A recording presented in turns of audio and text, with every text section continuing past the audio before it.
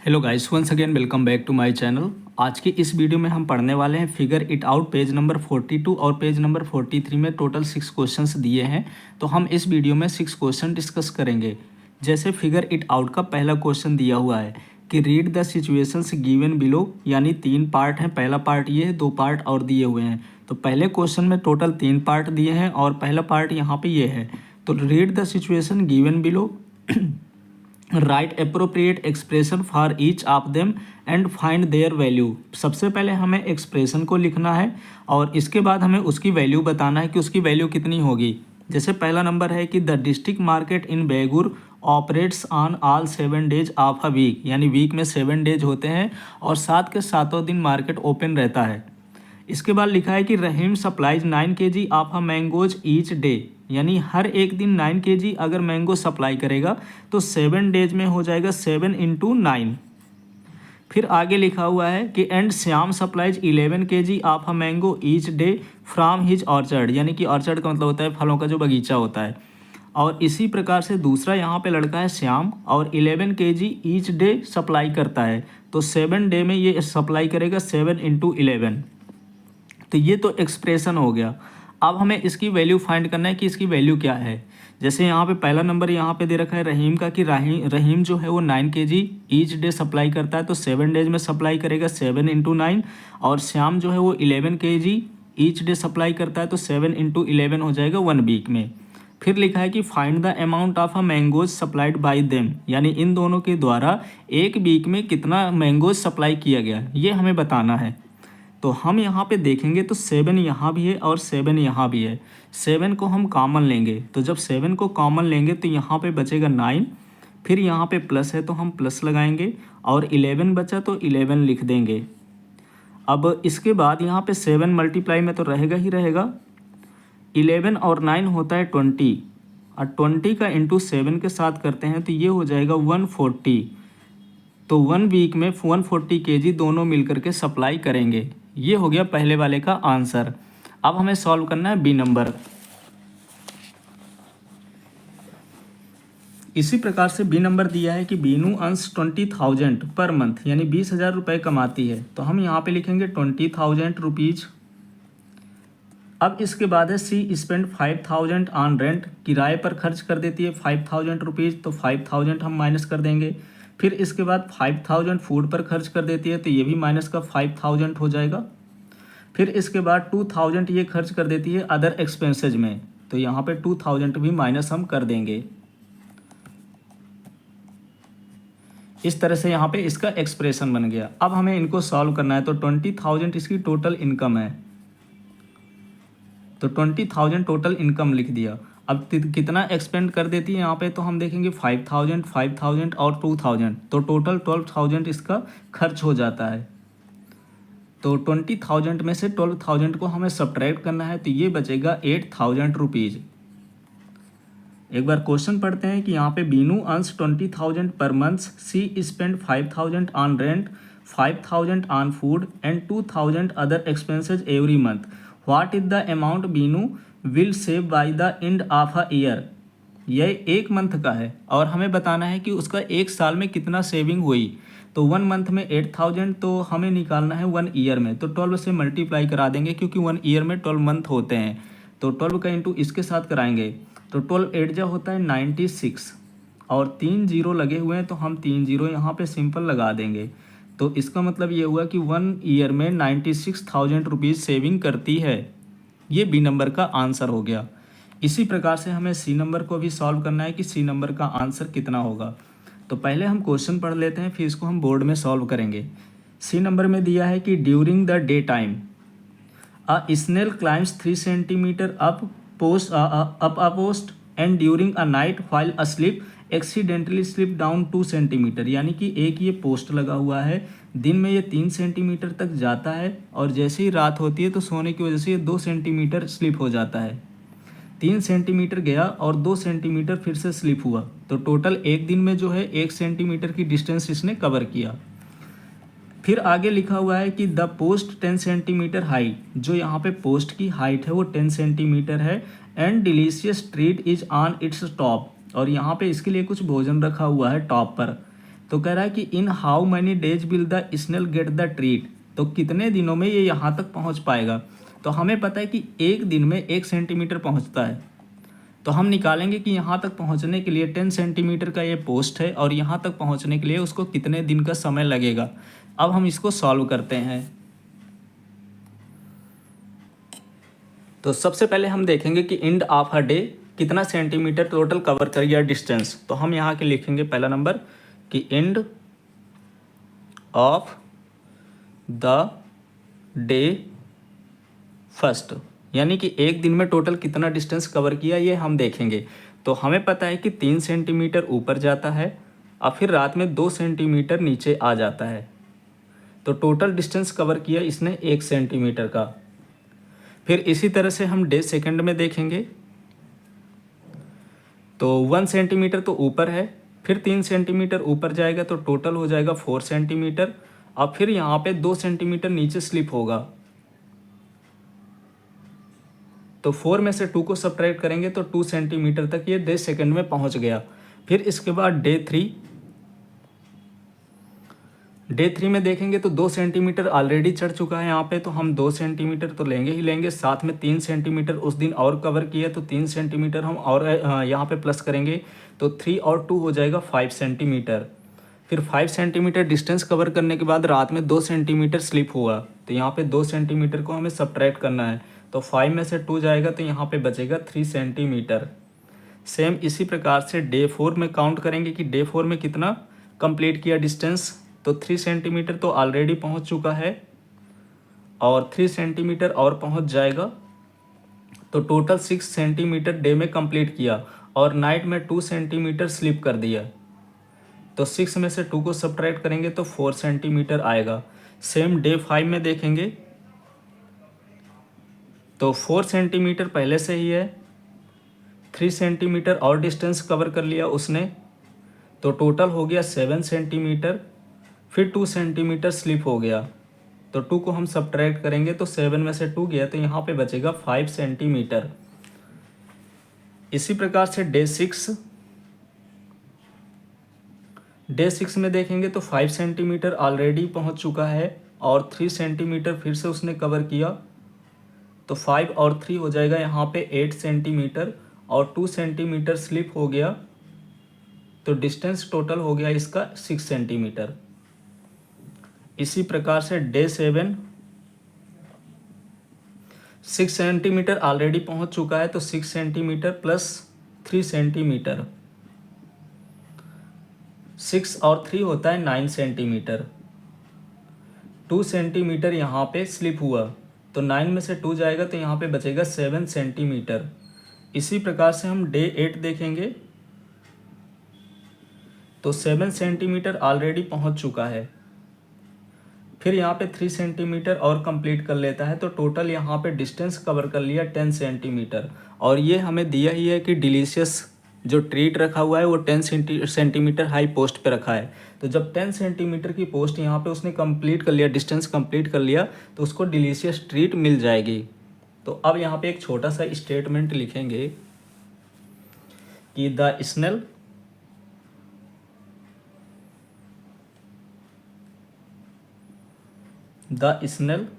Get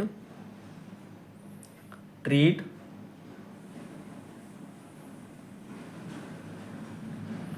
on 8th day,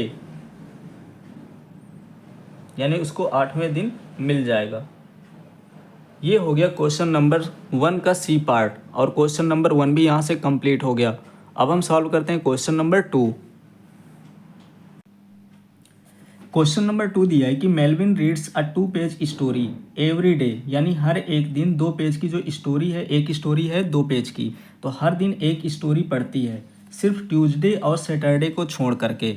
हमें पता है कि 1 वीक में 7 डेज होते हैं, 7 में से 2 डेज वो पढ़ती नहीं है, तो 5 डेज पढ़ती है, तो 5 डेज में 5 स्टोरी कंप्लीट कर ली। इसके बाद कह रहा है आगे कि how many stories would he complete reading in 8 weeks, तो 8 वीक्स में कितनी स्टोरी कंप्लीट करेगी, तो 1 वीक में 5 स्टोरी कंप्लीट करती है, तो 8 वीक में कितना हो जाएगा, तो यहाँ पे हमें 8 से मल्टीप्लाई करना होगा, तो 8 5 हो जाएगा 40, तो 8 वीक्स में उसने 40 स्टोरीज कंप्लीट कर लिया। अब इसके बाद which of these expressions below describe the this scenario, यानी इनमें हमें सॉल्व करना है और ये बताना है कि 40 किसका किसका आंसर आ रहा है।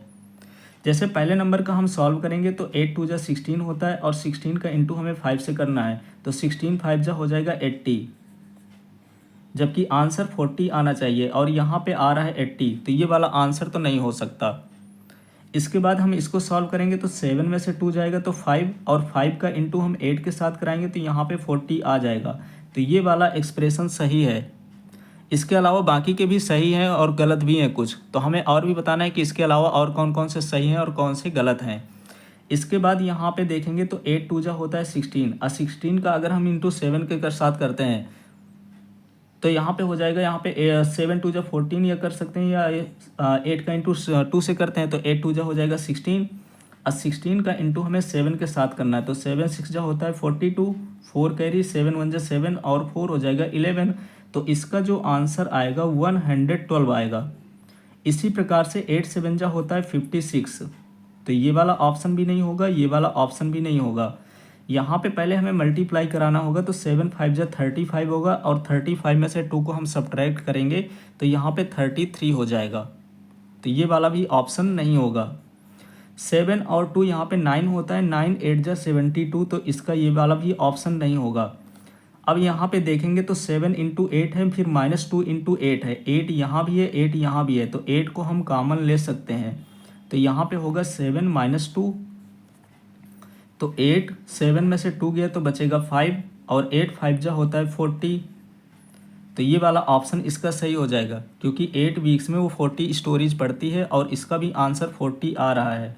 7 में से 5 को सब्ट्रैक्ट करेंगे तो यहाँ पे आएगा 2, और 2 का इंटू 8 के साथ कराएंगे तो 8 2 जा हो जाएगा यहाँ पे 16, तो ये वाला भी ऑप्शन गलत हो जाएगा। यहाँ पे सिर्फ 2 ही ऑप्शन सही है, पहला ऑप्शन यहाँ पे जी नंबर है और दूसरा ऑप्शन यहाँ पे बी नंबर का दिया है। तो क्योंकि हमें यहाँ पे बताना था कि which of expressions below describe this scenario, तो पहला ऑप्शन बी हो जाएगा और ऑप्शन जी हो जाएगा। तो यहाँ से क्वेश्चन नंबर 2 कंप्लीट हो गया। अब हम सॉल्व करते हैं क्वेश्चन नंबर 3। क्वेश्चन नंबर 3 लिखा हुआ है कि find different ways of evaluating the following expressions, यानी ए नंबर दिया है और बी नंबर दिया है, हमें अलग अलग तरीके बताना है कि इसको और किस माध्यम से सॉल्व कर सकते हैं, यानी कोई और दूसरा तरीका है तो उसको हमें बताना है। तो अब हम ए नंबर शुरुआत करते हैं सॉल्व करने की। तो पहला वाला हम यहाँ पे पैटर्न देखेंगे तो 1 - 2 है, फिर यहाँ पे 3 - 4 है, फिर यहाँ पे 5 - 7 है, और यहाँ पे 7 - 8 है, फिर 9 - 10 है।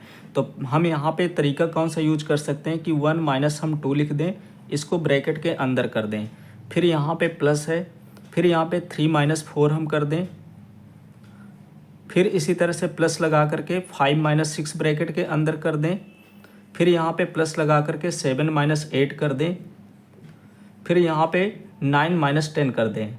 इस तरह से हमने यहाँ पे प्लस को बाहर रख लिया और माइनस वाले को ब्रैकेट के अंदर रख लिया। 1 में से -2 में से 1 जाएगा क्योंकि ये माइनस का 2 है और ये 1 का है, तो -2 में से 1 जाएगा, तो अभी यहाँ पे -1 बचेगा। फिर इसी तरह से -4 में से 3 को सब्ट्रैक्ट करेंगे तो यहाँ भी -1 बचेगा, और -6 में से 5 को सब्ट्रैक्ट करेंगे तो माइनस का 1 बचेगा। यहाँ पे -8 है और 7 को सब्ट्रैक्ट करेंगे तो माइनस का 1 बचेगा, और इसी प्रकार से -10 में से 9 को जब सब्ट्रैक्ट करेंगे तो यहाँ भी -1 बचेगा। अब हमारे पास टोटल -1 कितने हो गए, 1 2 3 4 5, तो टोटल यहाँ पे हमारे पास -1 हो गया 5। ये इसका आंसर हो गया पहला तरीका। दूसरा तरीका क्या हम यूज कर सकते हैं कि जितने भी प्लस के नंबर हैं, जैसे 1 हो गया, 3 हो गया, 5 हो गया, 7 हो गया, 9 हो गया, इनको हम एक ब्रैकेट में यहाँ पे लिख दूँ सेकंड मेथड, कि जितने भी प्लस के नंबर हैं उनको अलग ब्रैकेट में रख लिया जाए, +7 +9। इसके बाद फिर जितने भी माइनस वाले नंबर हैं उनको अलग ब्रैकेट में रख लिया जाए, जैसे माइनस का यहाँ पे 2 है, फिर यहाँ पे 4 है, फिर यहाँ पे 6 है, फिर यहाँ पे 8 है, फिर यहाँ पे 10 है। जो इनमें माइनस लगा हुआ था तो सभी में से माइनस को कॉमन लेकर के बाहर कर दिया। अब देखेंगे टोटल यहाँ पे कि इनको हम ऐड करेंगे तो 9 और 1 हो जाएगा 10, 10 और यहाँ पे 20 और ये 25। इसी तरह इनको सबको प्लस करेंगे तो ये 30 हो जाएगा। अब ये माइनस का 30 है और ये प्लस का 25 है, तो माइनस के 30 में से 25 को सब्ट्रैक्ट करेंगे तो अभी बचेगा यहाँ पे माइनस का 5। तो हमने यहाँ पे दो तरीके बता दिए कि दो तरीके से इनको सॉल्व किया जा सकता है। अब हम सॉल्व करते हैं इसका बी पार्ट।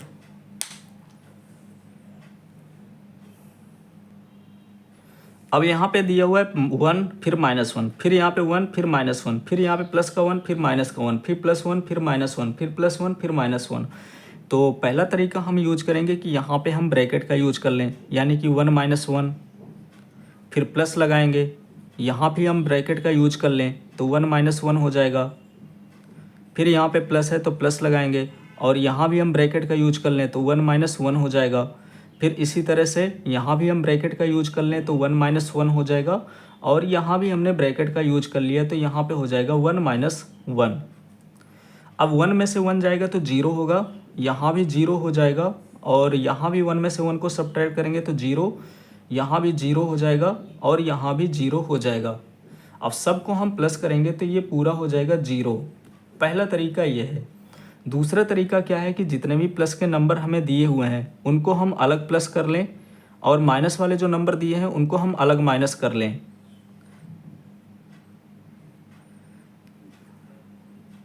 सेकंड मेथड है इसका कि प्लस के नंबर देखेंगे तो कितने हैं 1 2 3 4 5, तो ये प्लस का 5 हो जाएगा। इसी तरह से माइनस के नंबर देखेंगे तो 1 2 3 4 और 5, यानी माइनस का 5 हमें मिलेगा। तो प्लस के 5 में से माइनस के 5 को सब्ट्रैक्ट करेंगे तो इसका आंसर आ जाएगा 0। तो यहाँ से क्वेश्चन नंबर 3 का सेकंड पार्ट भी कंप्लीट हो गया। अब हम सॉल्व करते हैं क्वेश्चन नंबर 4। क्वेश्चन नंबर 4 दिया है कि compare the following pairs of expressions using less, greater और इक्वल और बाय रीजनिंग। यानी कि जैसे यहाँ पे इस प्रकार से एक्सप्रेशन दिए हुए हैं, पहला एक्सप्रेशन ये है, दूसरा एक्सप्रेशन ये है, तो इनको हम पेयर कहेंगे। अब हमें ये बताना है कि इधर वाला वैल्यू बड़ा है या इधर वाला वैल्यू बड़ा है। हम इसमें रीजनिंग का भी यूज कर सकते हैं। अब रीजनिंग का यूज कैसे करेंगे तो हम यहाँ पर देखेंगे कि इधर 49 प्लस का है, इधर भी 49 प्लस का है, इसके बाद माइनस का 7 इधर है और माइनस का 7 इधर भी है, यहाँ पे प्लस का 8 है और यहाँ भी प्लस का 8 है। तो दोनों तरफ की जो वैल्यू हैं वो इक्वल दे रखी हैं, तो हम यहाँ पे जो साइन लगाएंगे वो इक्वल का लगाएंगे। दूसरा इसका तरीका क्या हो सकता है कि हम यहाँ पे जितने भी प्लस के नंबर हैं या हम देखेंगे तो 49 प्लस का है और 7 माइनस का है, तो 49 में से 7 को सब्ट्रैक्ट करेंगे तो 42 होगा और प्लस 8 है तो प्लस को 8 हमें करना होगा, तो 42 और 8 होता है 50। इसी तरह से 49 में से 7 को सब्ट्रैक्ट करेंगे तो 42 होगा और फिर प्लस को ऐड कर देंगे तो 42 और 8 हो जाएगा यहाँ पे 50। यहाँ पे दोनों वैल्यू बराबर आ रही हैं, तो जो बॉक्स होगा तो वहाँ पे इक्वल का हमें साइन लगाना होगा। ये हो गया वैल्यू फाइंड करके। आज इसके पहले जो हमने यूज किया था वो रीजनिंग था, यानी कंपेयर करके। जैसे सेकंड नंबर देखते हैं तो यहाँ पे 42 का 83 टाइम्स दिया हुआ है और यहाँ पे 40 का 83 टाइम्स दिया हुआ है, पर दोनों में -18 सब्ट्रैक्ट किया है। सब्ट्रैक्ट दोनों में इक्वल किया है, यहाँ भी -18 को सब्ट्रैक्ट किया गया है और यहाँ भी -18 को सब्ट्रैक्ट किया गया है। पर यहाँ पे जो 83 है वो 40 टाइम्स है और यहाँ पे जो 83 है वो 42 टाइम्स है, यानी इधर वाली वैल्यू बड़ी है और इधर वाली वैल्यू छोटी है।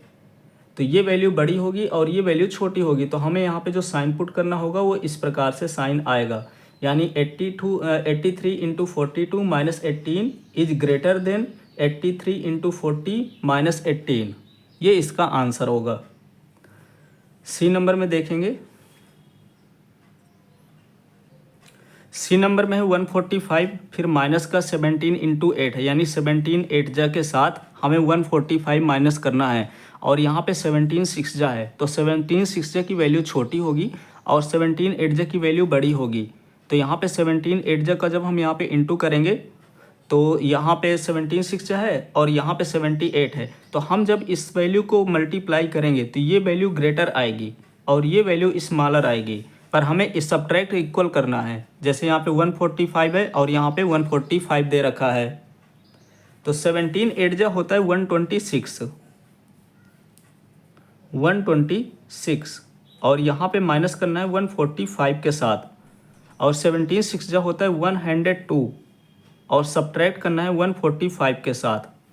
जब 145 के साथ 126 को सब्ट्रैक्ट करेंगे तो यहाँ पे हो जाएगा 9 और यहाँ पे हो जाएगा 1, यानी कि 19 बचेगा। और 145 को हमें सब्ट्रैक्ट करना है तो इधर बचेगा 43।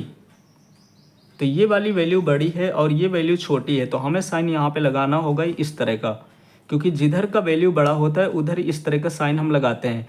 अगर इधर की वैल्यू बड़ी होती तो हमें ये वाला साइन यूज करना होता, और इधर वाली अगर वैल्यू बड़ी है तो हमें ये साइन यूज करना है कि ये जैसे यहाँ पे हम देखेंगे तो ये जो माउथ है इसका ओपन होना चाहिए बड़ी वैल्यू की तरफ। तो इस प्रकार से सी नंबर यहाँ से कंप्लीट हो गया।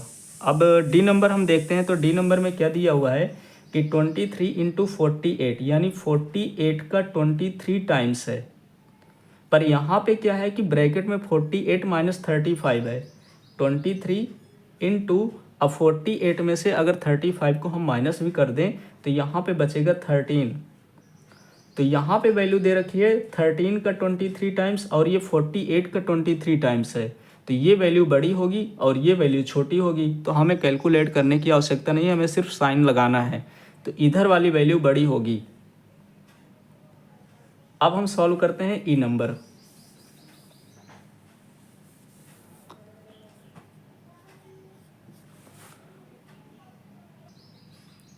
ई नंबर दिया है 16 माइनस 11 है, फिर इंटू हमें 12 के साथ करना है। और यहाँ भी देखेंगे तो दोनों में 12 दे रखा है। तो जब दोनों में से 12 हम कॉमन ले लेते हैं तो ब्रैकेट के अंदर यहाँ पे बचेगा 16 और यहाँ पे प्लस लगा है तो प्लस लगाएंगे, और माइनस 11 बचा है तो माइनस 11 लिखेंगे। सेम इसी प्रकार से यहाँ पे तो 12 ऑलरेडी यहाँ पे कॉमन में है। 16 में से 11 को माइनस करेंगे तो यहाँ पे बचेगा 5। इधर भी देखेंगे तो 16 में से 11 जाएगा तो 5 बचेगा, और इनटू में 12 दिया है तो 12 5 जा 60 होता है, और इधर भी 12 5 जा 60 होगा। तो दोनों वैल्यू यहाँ पे बराबर दे रखी हैं। तो यहाँ पे हमें जो साइन लगाना होगा वो बराबर का लगाना होगा, यानी इक्वल का साइन हम यहाँ पे पुट करेंगे, क्योंकि दोनों वैल्यू यहाँ पे बराबर दे रखी हैं। इसी प्रकार से हमें यहाँ पे एफ नंबर दिया हुआ है कि जैसे यहाँ पे 76 में से हमको 53 माइनस करना है। तो जब 76 में से 53 को माइनस करेंगे, 76 यहाँ पे ये प्लस का है और 53 यहाँ पे माइनस का है। जो माइनस की वैल्यू है वो छोटी है, प्लस की वैल्यू बड़ी है। तो इनको हम सब्ट्रैक्ट करेंगे तो यहाँ पे आएगा 23 और इनटू में 88 है। सेम इस तरह आएंगे, इधर आएंगे तो 88 है मल्टीप्लाई 53 है और इनटू में 76 है, सॉरी यहाँ पे माइनस का 76 है। अब ये निगेटिव का नंबर बड़ा है और पॉजिटिव का नंबर छोटा है, पर यहाँ पे देखेंगे माइनस 76 में से 53 को सब्ट्रैक्ट करके तो आएगा माइनस का 23 और इनटू में है 88। तो इधर वाला जो नंबर है वो माइनस का है और इधर वाला जो नंबर आया है वो प्लस का है। तो माइनस का नंबर हमेशा छोटा होता है और प्लस का नंबर बड़ा होता है। तो साइन हमें ये वाला यूज करना होगा, क्योंकि ये वैल्यू बड़ी है और ये छोटी है, तो हम इस साइन का यूज यहाँ पे करेंगे। इस तरह से यहाँ से एफ नंबर कंप्लीट हो गया। अब हम सॉल्व करते हैं बाकी के दो बचे हुए क्वेश्चन। अगला नंबर है यहाँ पे 25, फिर मल्टीप्लाई 42 प्लस 16, यहाँ पे ब्रैकेट में दिया है तो हमें ऐड करना होगा। तो 6 और 2 हो जाएगा 8, 4 1 हो जाएगा 5। सेम इसी तरह से यहाँ पे 25 है और इनटू में इनको हम ऐड करेंगे तो 5 और 3 8 होता है, और 4 इंटू 1 4 और 1 5 हो जाएगा। तो इधर भी 58 का मल्टीप्लाई कराया गया है 25 से, और यहाँ भी 58 का मल्टीप्लाई 25 से कराया गया है। दोनों की वैल्यू यहाँ पे सेम होगी, क्योंकि जितना यहाँ पे है उतना यहाँ पे है। तो हम यहाँ पे इक्वल का साइन लगाएंगे, क्योंकि दोनों वैल्यू बराबर है।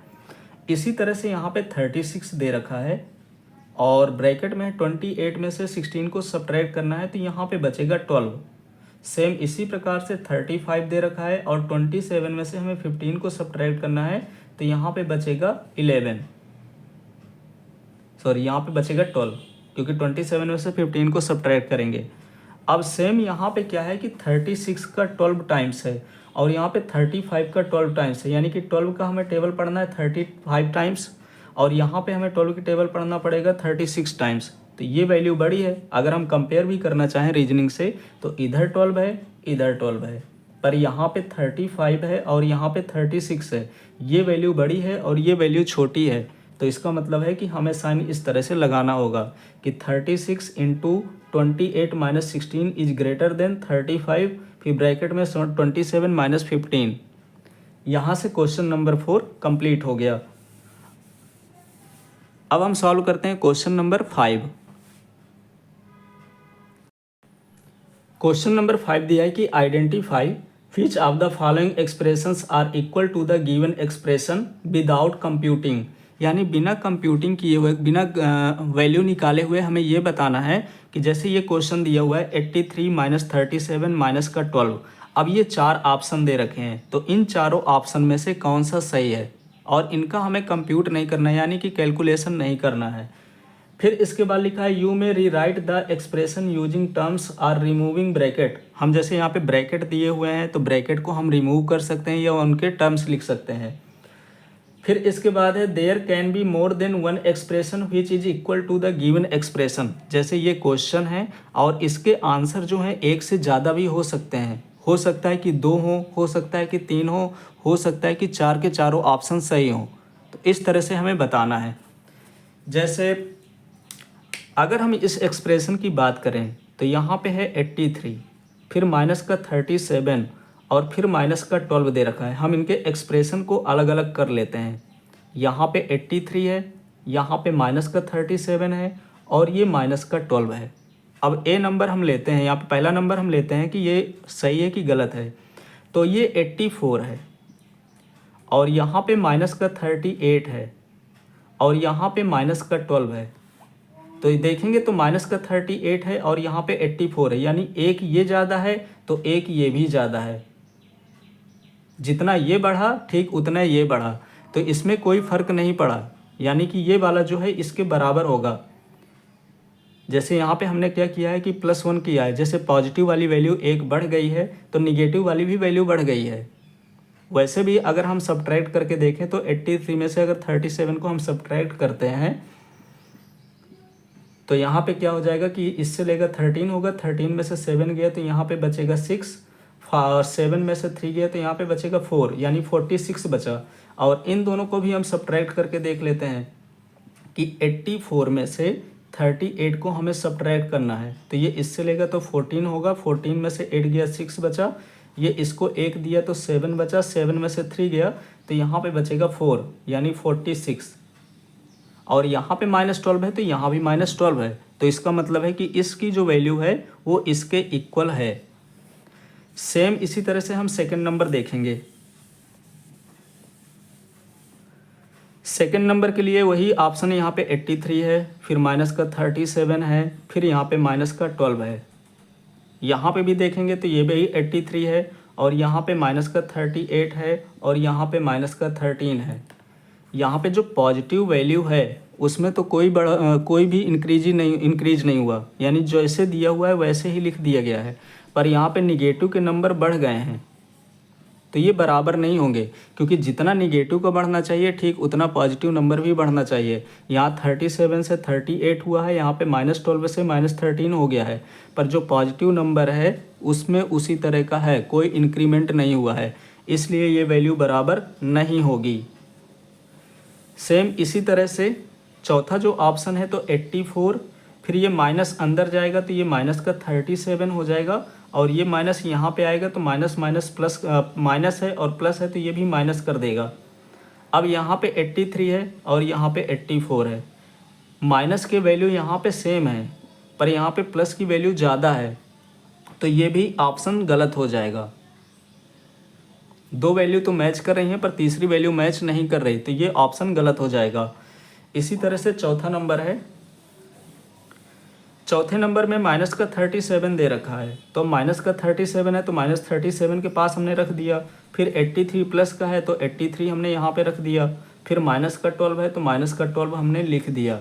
ये माइनस का 12 माइनस के 12 के बराबर है, -37 के बराबर है और 83 जो है वो 83 के इक्वल दे रखा है, तो सारी वैल्यू यहाँ पे इक्वल हैं। तो यहाँ पे ऑप्शन नंबर पहला और ऑप्शन नंबर चौथा ये दोनों सही हैं। ये हो गए इसके आंसर। क्वेश्चन नंबर 5 का बी पार्ट दिया हुआ है कि 93 फिर यहाँ पे 37 इंटू 44 दिया है, यानी 37 और 44 का मल्टीप्लाई दे रखा है। 93 और 76 उसमें ऐड हैं। अब इनमें से देखना है कि चार ऑप्शन में से कौन सा ऑप्शन सही है। पहला वाला देखेंगे तो यहाँ पे देखेंगे तो तीन के तीनों यहाँ पे मल्टीप्लाई पे हैं, जबकि 37 के साथ सिर्फ और सिर्फ 44 मल्टीप्लाई में होना चाहिए, तो ये वाला तो ऑप्शन गलत हो जाएगा। सेम इसी तरह से देखेंगे तो यहाँ पे 37 के साथ 76 मल्टीप्लाई में है, जबकि 44 को मल्टीप्लाई में होना चाहिए, तो ये वाला भी ऑप्शन गलत हो जाएगा। सेम इसी तरह से यहाँ पे 93 के साथ 37 प्लस पे है और यहाँ पे 44 के साथ 76 प्लस में है, जबकि यहाँ पे ब्रैकेट लगे हुए हैं दोनों में, तो हमें पहले ब्रैकेट सॉल्व करना होगा, इस ब्रैकेट को भी सॉल्व करना होगा, बाद में मल्टीप्लाई कराएंगे तो वैल्यू आएगी इससे बहुत ज़्यादा, तो ये वाला भी ऑप्शन गलत हो जाएगा। यहाँ पे 37 इंटू 44 है और यहाँ भी 37 इंटू 44 है। 93 यहाँ पे प्लस में दे रखा है, यहाँ भी 93 प्लस में दे रखा है। 76 यहाँ भी प्लस में दे रखा है, 76 यहाँ भी प्लस में दे रखा है, तो ये वाला जो एक्सप्रेशन है वो इक्वल है, तो इसका जो राइट ऑप्शन होगा यहाँ पे फोर्थ इसका सही आंसर हो जाएगा। तो इस प्रकार से क्वेश्चन नंबर 5 कंप्लीट हो गया। अब हम सॉल्व करते हैं क्वेश्चन नंबर 6।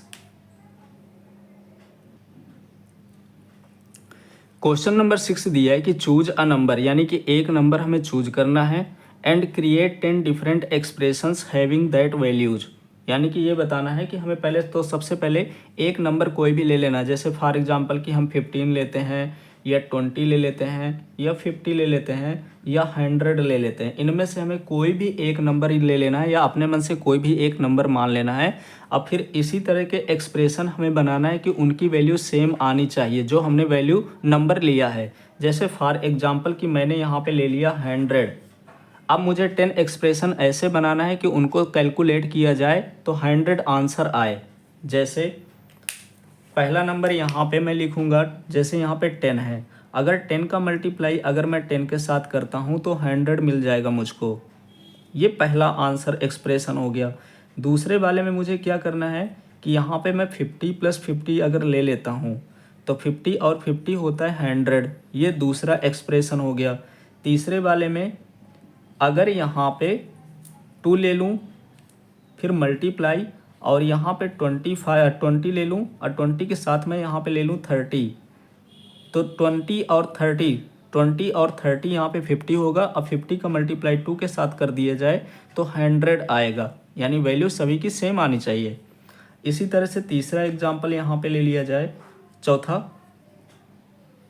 कि अगर यहाँ पे 4 लिख दिया जाए और फिर ब्रैकेट में हमें ऐसे नंबर पुट करना है कि मल्टीप्लाई करें तो 100 आ जाए, तो यहाँ पे अगर मैंने 4 लिख दिया तो मुझे पता है कि 25 4 जा होता है 100, तो मैं यहाँ पे लिख दूंगा 20 + 5, क्योंकि 20 + 5 होता है 25 और 25 का इंटू 4 के साथ कराएंगे तो 100 होगा। कोई भी अपने मन से एक्सप्रेशन कैसे भी हमें बना लेना है। फिफ्थ यहाँ पे एक्सप्रेशन अगर लिखा जाए तो यहाँ पे 100 हमें लाना है, तो हम इसको लिख सकते हैं यहाँ पे, जैसे यहाँ पे मैंने लिखा था 4 ही रखेंगे बाहर, 4 बाहर हमने रख दिया, तो यहाँ पे मैं लिख सकता हूँ 15 + 10, क्योंकि 15 और 10 25 होगा, 25 का इंटू 4 के साथ करा दिया जाएगा तो ये आ जाएगा 100।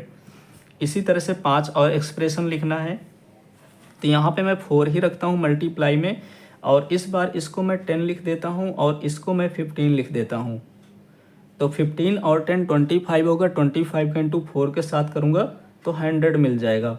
सेम इसी तरह से यहाँ पे 4 अगर ले लिया, मल्टीप्लाई ले लिया, और यहाँ पे अगर मैं 12 ले लूँ इस बार, तो यहाँ पे मुझे कौन सा नंबर लेना पड़ेगा, तो यहाँ पे मुझे 13 लेना पड़ेगा, क्योंकि 13 और 12 होता है 25, और 25 का मल्टीप्लाई 4 के साथ करा दूंगा तो ये आ जाएगा 100। ये हो गया छठवां और ये हो गया सातवां, यानी 7th नंबर का एक्सप्रेशन।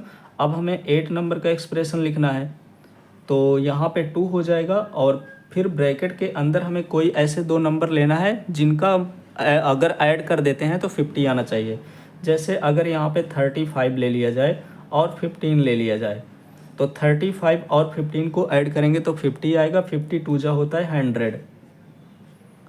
सेम इसी तरह से अगला नंबर है 9th नंबर का एक्सप्रेशन बनाना है, तो मैंने यहाँ पे 2 ले लिया और इसमें क्या कर दिया कि यहाँ पे ले लिया 34 और यहाँ पे ले लिया 16, क्योंकि 34 और 16 होता है 50। अब 50 का इंटू 2 के साथ कर दिया तो ये हो गया 100। और लास्ट एक्सप्रेशन हमें बनाना है, तो लास्ट एक्सप्रेशन में भी उसी प्रकार से हम बना देंगे कि इसको अगर हम 32 ले लें तो हमें इसको लेना होगा 18, क्योंकि 18 और 32 होता है यहाँ पे 50। अब 50 का मल्टीप्लाई 2 से कराएंगे तो हो जाएगा 100। तो इस प्रकार से हमने 10 एक्सप्रेशन बना दिए हैं जिसका आंसर सभी का वैल्यू जो आ रहा है वो सेम आ रहा है, सभी का 100 वैल्यू आ रहा है। तो यहाँ से चैप्टर नंबर 2 कंप्लीट हो गया। अब चैप्टर नंबर 3 पढ़ेंगे तो उसकी जो लिंक है वो डिस्क्रिप्शन में मिल जाएगी।